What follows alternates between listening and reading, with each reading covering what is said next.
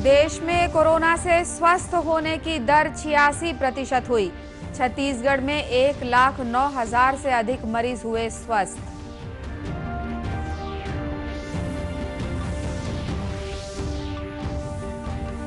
कांग्रेस ने रायपुर में किसान सम्मेलन का किया आयोजन। मुख्यमंत्री ने एक देश एक बाजार के साथ एक दाम घोषित करने की मांग रखी।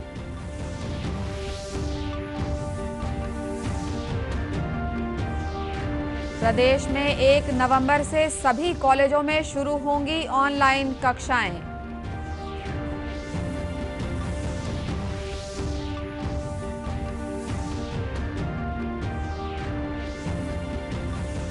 और कोरोना संक्रमण के दौर में वरदान बनी केंद्र की वृद्धावस्था पेंशन योजना।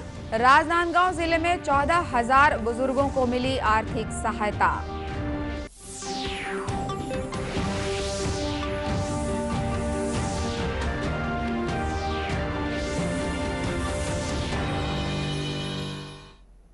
नमस्कार, आप देख रहे हैं दूरदर्शन समाचार। मैं हूं अनुराधा दुबे और अब समाचार विस्तार से। देश में कोरोना से स्वस्थ होने की दर 86% हो गई है। वहीं छत्तीसगढ़ में स्वस्थ होने वाले मरीजों की संख्या 1,09,000 से अधिक हो गई है। पिछले 24 घंटों के दौरान देश में कोरोना के लगभग 82,000 मरीज इस महामारी से स्वस्थ हो चुके हैं। इस तरह अभी तक देश में स्वस्थ होने वालों की संख्या करीब 60 लाख हो गई है, जबकि सक्रिय मरीजों की संख्या 8,83,000 है। इस बीच छत्तीसगढ़ में पिछले 24 घंटे के दौरान कोरोना के 2,958 नए मरीज सामने आए हैं। वहीं 2,614 मरीज स्वस्थ हो चुके हैं। प्रदेश में इस समय कोरोना के लगभग 27,439 सक्रिय मरीज हैं। इनमें से आधे मरीजों को होम आइसोलेशन में रखा गया है। वहीं बाकी मरीजों का इलाज प्रदेश के अलग अलग कोविड अस्पतालों में चल रहा है। कोरोना के प्रति उपयुक्त व्यवहार प्रदर्शित करने के लिए प्रधानमंत्री ने एक देशव्यापी सार्वजनिक आंदोलन की शुरुआत की है। प्रधानमंत्री के इस आंदोलन को देश के सभी वर्गों से जुड़े विशिष्ट व्यक्तियों के साथ ही आम नागरिकों ने भी व्यापक समर्थन दिया है। प्रधानमंत्री के इस आह्वान को छत्तीसगढ़ में भी लगातार समर्थन मिल रहा है। इसी कड़ी में प्रदेश के वरिष्ठ चिकित्सक पद्मश्री डॉक्टर A.T. दाबके ने कोरोना से जंग जीतने के लिए मास्क को सबसे जरूरी उपाय बताया है। स्वयं को बचाएं एक, और बचाने के लिए कैसे दो ही उपाय बताए गए कि आप कोई भी भीड़ वाली जगह में नहीं जाएं, और जाएं भी तो कम से कम 2 मीटर का दूरी रखें जो इसके संपर्क आप कर रहे हैं। और दूसरा है, ये जो वायरस है ये श्वास से, जैसे अपन सांस लेते हैं, अपन बोलते हैं, अपन खांसी करते हैं, तो ये अपने गले से, नाक से और रेस्पिरेटरी ट्रैक में रहता है, वो बाहर निकलता है। तो इसको रोकने के लिए लगातार मास्क का उपयोग बताया जा रहा है। अगर आप अपने को मास्क वापरेंगे तो आपके द्वारा निकले गए कीटाणु बाहर नहीं निकलेंगे और इससे दूसरों को रोक होगा। और दूसरा यह है कि अगर आप मास्क लगाए रखेंगे तो जो कीटाणु हवा में है या दूसरे के बोलने से, खांसने से बाहर निकल रहे हैं, वो आपके नाक या मुंह में और थ्रोट में नहीं जाने से आपको रोगों से कुछ हद तक प्रोटेक्शन मिलता है। वहीं कांकेर के जिला चिकित्सा अधिकारी डॉक्टर J.L. उइके ने कहा है कि जब तक कोरोना की दवा नहीं आ जाती तब तक मास्क को ही वैक्सीन समझें। कोरोना से बचाव से संबंधित वैक्सीन नहीं आया है तब तक मास्क को ही वैक्सीन के रूप में उपयोग करना आवश्यक है, क्योंकि कोरोना महामारी में यदि मास्क नहीं पहनेंगे तो ऐसे व्यक्तियों और भीड़ में जाएंगे तो ऐसे व्यक्तियों को संक्रमण की जो संभावना है वो 90 से 100% रहती है। और यदि मास्क पहन के यदि आप बाहर जा रहे हैं तो इससे संक्रमण की संभावना का प्रतिशत लगभग 5 से 10% ही रहता है। मेरा कहना ये है कि मास्क अवश्य पहने। कोरोना से बचाव के लिए डीडी न्यूज ने भी लोगों को मास्क पहनने की खातिर प्रेरित करने के लिए मास्क अप इंडिया अभियान शुरू किया है। प्रदेश में कोरोना के संभावित मरीजों की पहचान के लिए बीते 2 अक्टूबर से सघन सामुदायिक सर्वेक्षण चल रहा है। इसके तहत स्वास्थ्य कर्मचारी घर घर जाकर कोरोना के संभावित लक्षण वाले लोगों की जांच कर रहे हैं। इस अभियान के तहत मुंगेली जिले में भी स्वास्थ्य कर्मियों द्वारा घर घर जाकर लोगों का कोरोना परीक्षण किया जा रहा है। जिला कलेक्टर PS एल्मा ने लोगों से अपील की है कि वे स्वास्थ्य विभाग के सर्वेक्षण दल को सहयोग करें ताकि कोरोना के विस्तार को रोकने में मदद मिल सके। भी हम लोगों ने स्वास्थ्य विभाग, महिला बाल विकास और पंचायत एवं ग्रामीण विकास विभाग के मैदानी अमलों को दल बनाकर घर घर व्यक्तियों का परीक्षण करवाया जा रहा है, उनकी जांच पड़ताल की जा रही है। इसमें मैं सभी आम जनता से अपील करता हूं कि कोई डरे नहीं, घबराए नहीं और अपना जांच करवाएं। अगर सर्दी, बुखार, खांसी, गले में खराश या किसी प्रकार के भी उल्टी दस्त की अगर ऐसा लगता है तो उसमें जरूर जांच कराएं। और हाई रिस्क वाले मरीजों जैसे 65 साल से अधिक के या छोटे बच्चे, गर्भवती महिलाएं या विभिन्न जटिल बीमारियों से ग्रसित व्यक्ति हैं, उनको विशेष ध्यान रखें। और जो स्वास्थ्य विभाग द्वारा सर्वे के दौरान पॉजिटिव पाए जाते हैं तो उनके द्वारा दी जाने वाली दवाई का उपयोग करें। गौरतलब है कि प्रदेश में कोरोना के बढ़ते मामलों पर नियंत्रण के उद्देश्य से स्वास्थ्य विभाग ने सामुदायिक सर्वेक्षण शुरू किया है। ये अभियान 12 अक्टूबर तक चलेगा। किसानों की विभिन्न मांगों को लेकर प्रदेश कांग्रेस ने आज रायपुर में किसान सम्मेलन का आयोजन किया। इस कार्यक्रम में प्रदेश के विभिन्न जिलों के किसान संगठनों के सदस्य और कार्यकर्ता शामिल हुए। सम्मेलन को संबोधित करते हुए मुख्यमंत्री भूपेश बघेल ने कहा कि किसानों के हितों की रक्षा के लिए देश भर में विभिन्न फसलों के लिए एक निश्चित मूल्य तय किया जाना चाहिए। सम्मेलन के बाद पत्रकारों से चर्चा करते हुए मुख्यमंत्री ने कहा कि किसानों को उनकी फसल का उचित मूल्य दिलाने के लिए केंद्र सरकार को इस संबंध में जल्द निर्णय लेना चाहिए। किसानों की तरफ से एक ही बात कहना चाहता हूं। नरेंद्र मोदी जी कहते हैं कि एक राष्ट्र, एक बाजार, एक शब्द और जोड़ दीजिए,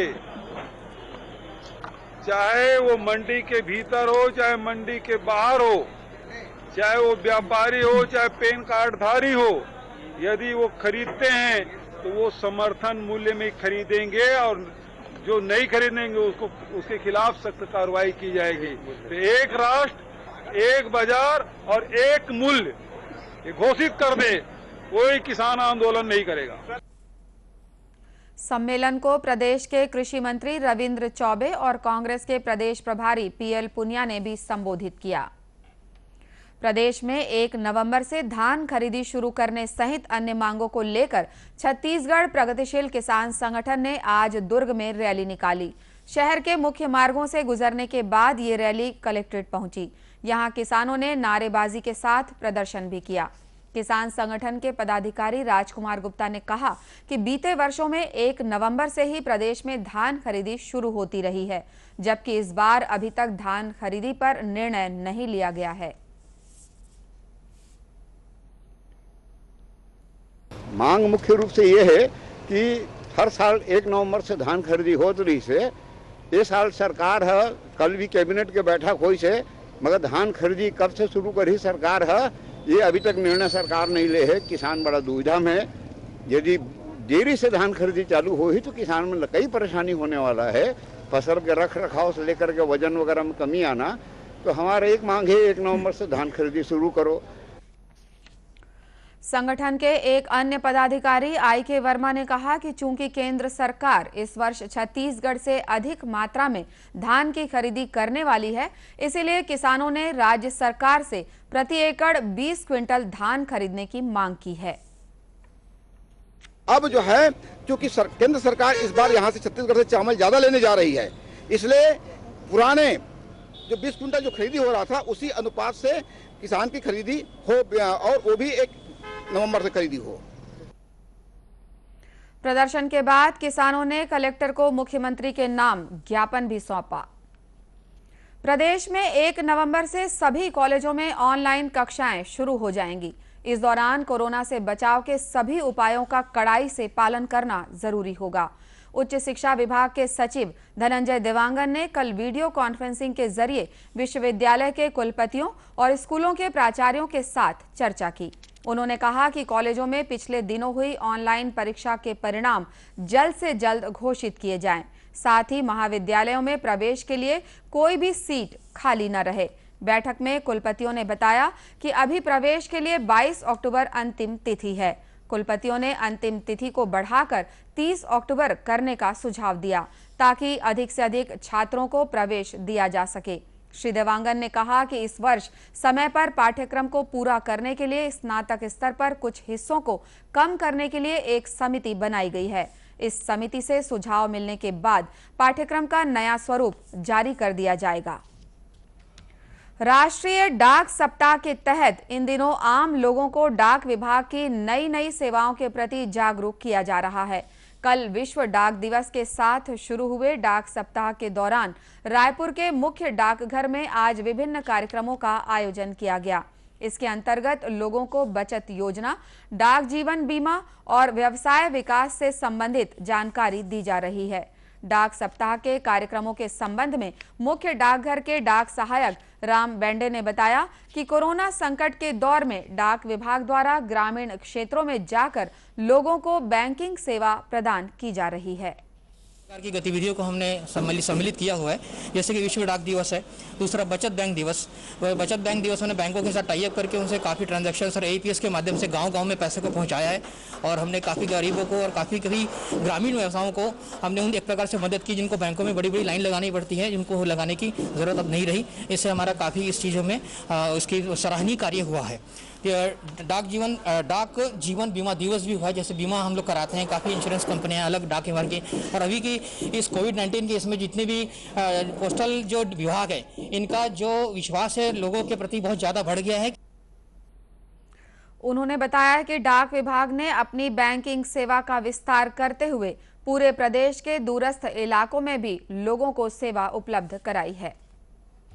कोरोना संक्रमण के दौर में केंद्र सरकार की वृद्धावस्था पेंशन योजना प्रदेश के बुजुर्गों के लिए वरदान साबित हो रही है। राजनांदगांव जिले में इस योजना के तहत बुजुर्गों को एक निश्चित सहायता राशि दी जाती है। जिले में इस योजना के तहत करीब 14,000 बुजुर्गों ने अपना पंजीयन कराया है। पिछले दिनों राजनांदगांव के मोतीपुर विद्यालय में एक शिविर लगाकर पंजीकृत बुजुर्गों को 2 महीने की सहायता राशि एक साथ दी गई। इस संबंध में राजनांदगांव नगर निगम के आयुक्त चंद्रकांत कौशिक ने बताया कि पेंशन योजना की राशि हितग्राहियों के बैंक खातों में सीधे जमा करा दी गई है। लोगों की आम सहमति बना करके पिछले 2-3 माह तक ये पेंशन का वितरण नहीं किए थे।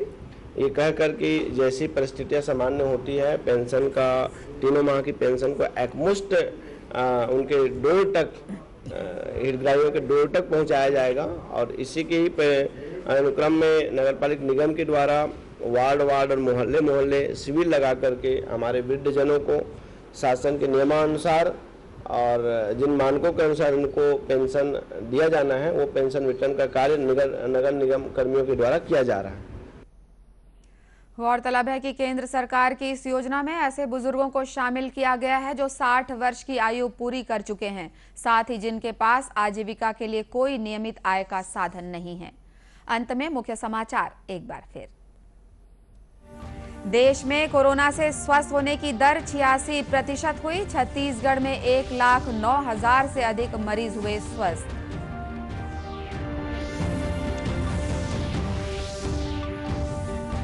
कांग्रेस ने रायपुर में किसान सम्मेलन का किया आयोजन। मुख्यमंत्री ने एक देश एक बाजार के साथ एक दाम घोषित करने की मांग रखी।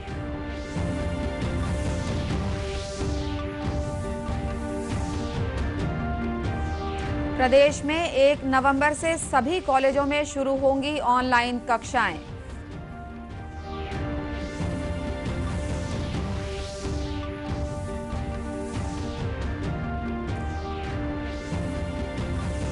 और कोरोना संक्रमण के दौर में वरदान बनी केंद्र की वृद्धावस्था पेंशन योजना। राजनांदगांव जिले में 14,000 बुजुर्गों को मिली आर्थिक सहायता। कोरोना से बचाव के लिए मास्क, सैनिटाइजर के साथ ही सोशल डिस्टेंसिंग का भी पालन करें। कोरोना को हराना है, मास्क जरूर लगाना है। इसी के साथ ये समाचार बुलेटिन समाप्त हुआ। नमस्कार।